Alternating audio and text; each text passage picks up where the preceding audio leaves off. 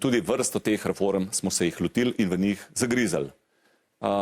Seveda smo s tem spremljeni z vseh strani opozicije, tudi strani medijev, velikokrat s kritikami. Večkrat sem opozoril, da seveda kritike se vedno poslušamo od tistih, ki jih neka reforma se zadeva ali pa ki mislijo, da bodo prizadeti.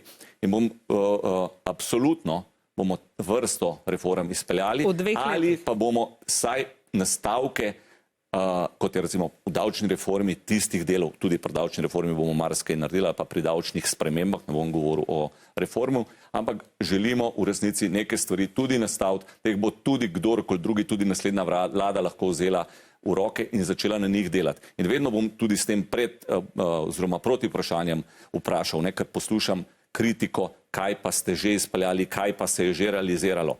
Katera od preteklih vlad se je pa sploh resno lotila katerekoli reforme?